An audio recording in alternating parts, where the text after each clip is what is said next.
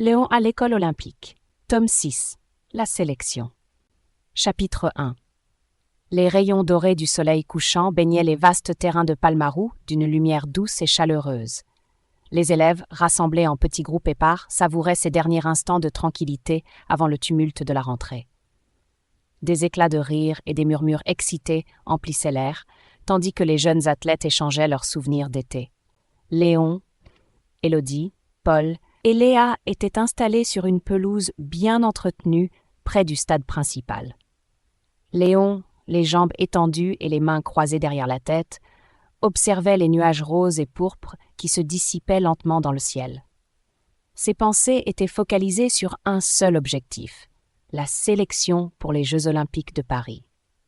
Il savait que cette année serait cruciale, non seulement pour sa carrière sportive, mais aussi pour sa croissance personnelle. « Je n'ai pas pu m'empêcher de penser aux sélections tout l'été », avoua Léon, brisant le silence paisible. Chaque matin, chaque entraînement, tout tournait autour de ça. Élodie hocha la tête, son regard fixé sur un point lointain. « Pareil pour moi. Je me suis entraînée sans relâche. Il n'y a pas de place pour l'erreur cette année. » Paul, toujours aussi imposant, était assis en tailleur, absorbé par les paroles d'Élodie. Sa voix résonna avec une gravité inhabituelle. « Les sélections vont être impitoyables. On va devoir se surpasser si on veut avoir une chance. » Léa, assise près de Léon, ajouta avec une note d'enthousiasme dans la voix. « Mais imaginez, représenter la France aux Jeux olympiques. Ce serait un rêve devenu réalité. On a une chance unique, il faut la saisir. » Le groupe tomba dans un silence méditatif, chacun perdu dans ses pensées.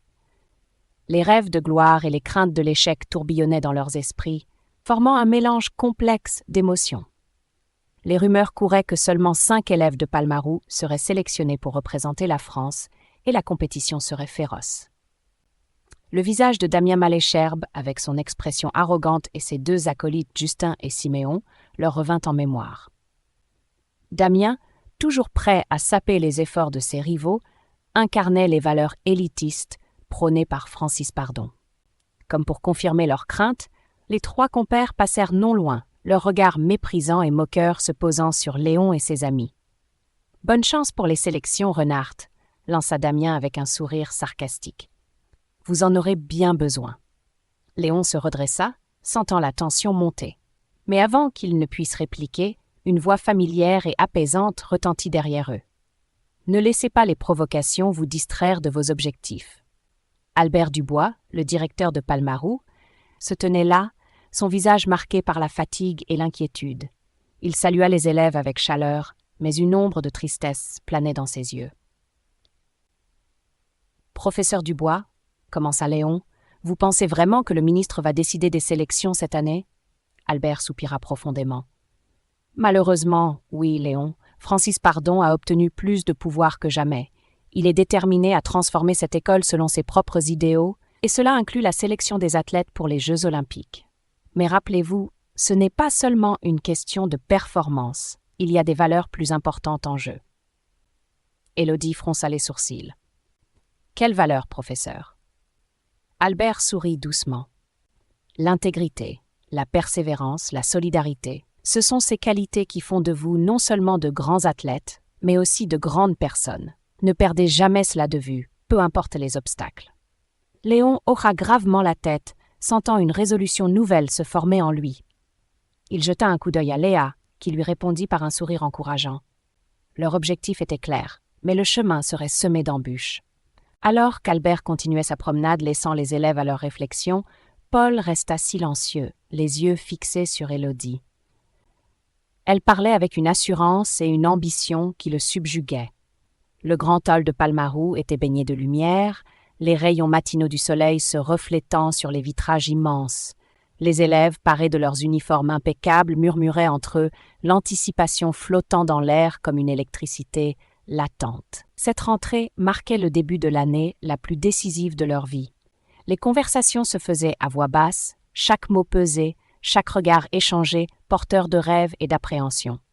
Léon, Élodie, Paul et Léa se tenaient ensemble, leur groupe uni par des années de camaraderie et de compétition. Léon, bien que résolu, ressentait un nœud d'angoisse dans son estomac. Il savait que la bataille ne se limiterait pas seulement au terrain de sport cette année, mais se jouerait également dans les coulisses politiques de l'école. Les murmures cessèrent brusquement lorsque Francis Pardon, le ministre des Sports, monta sur l'estrade à la place d'Albert Dubois, le directeur tant aimé. Un silence lourd s'installa, chaque élève retenant son souffle, attendant les mots qui allaient définir leur futur. « Chers élèves, commença Pardon, sa voix résonnant avec une autorité glaciale. Cette année est une année particulière. Une poignée d'entre vous représente les meilleurs athlètes de votre génération et la sélection pour les Jeux olympiques de Paris sera le couronnement de vos efforts. » Léon échangea un regard inquiet avec Élodie, sentant l'inflexibilité dans les paroles du ministre. Pardon continuait, énonçant les critères d'excellence et de discipline, ignorant volontairement les valeurs d'inclusivité et de solidarité chères à Dubois. Les Jeux olympiques ne sont pas seulement une compétition, poursuivit Pardon, ses yeux perçants scrutant la foule. Ils sont le reflet de notre excellence nationale.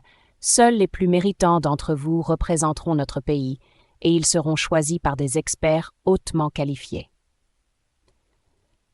Une vague de murmures parcourut la salle. Léon sentit une main réconfortante sur son épaule et se tourna pour voir Paul, le regard sérieux, mais empreint de soutien silencieux. Paul était une force tranquille, mais même lui semblait perturbé par les paroles du ministre. Albert Dubois, debout à l'arrière de l'estrade, semblait réduit à l'impuissance. Son visage était fermé et il regardait Pardon avec une résignation douloureuse. C'était une vue difficile à supporter pour les élèves qui l'admiraient tant. Mais alors que Pardon s'apprêtait à conclure, une voix grave et autoritaire s'éleva de l'Assemblée des professeurs. « Excusez-moi, monsieur le ministre, » intervint Stéphane Roux, son ton teinté d'une ironie mordante. « Je me réjouis de voir que vous confiez aux professeurs le soin de choisir les élèves les plus méritants pour les sélections. » Le silence retomba instantanément, lourd de surprise et de curiosité. Pardon, pris au dépourvu, hésita un instant, son visage se contractant en une expression de contrariété mal dissimulée. « C'est exactement ce que vous avez dit, n'est-ce pas ?» Continua le professeur, ses yeux perçants fixés sur Pardon. « Que les professeurs, avec leur expertise et leur connaissance approfondie des élèves, joueront un rôle déterminant dans le processus de sélection. » Pardon, ne voulant pas apparaître intransigeant devant toute l'Assemblée, fut contraint de concéder. « En effet, monsieur Roux, les professeurs auront leur mot à dire. » Un murmure de soulagement parcourut la salle. Léon sentit une vague de gratitude envers Stéphane Roux, dont l'intervention avait rétabli une lueur d'espoir. Il savait que cette bataille ne serait pas seulement sportive, mais aussi politique. Les élèves échangeaient des regards perplexes, mais optimistes, la présence rassurante de leur professeur leur donnant une nouvelle motivation. Après le discours, les élèves se dispersèrent en petits groupes. Paul, qui avait observé Élodie tout au long de l'allocution, se rapprocha d'elle, sa grande silhouette ombrageant légèrement la jeune fille. « Élodie, murmura-t-il, sa voix trahissant une nervosité inhabituelle, tu penses qu'on a une chance équitable maintenant ?» Élodie tourna ses yeux clairs vers lui, une lueur de défi dans son regard. « On a toujours eu une chance, Paul. Maintenant, c'est à nous de prouver que nous la méritons. » Alors qu'ils quittaient le grand hall, Léon jetait un dernier regard vers Dubois, qui leur adressa un sourire encourageant.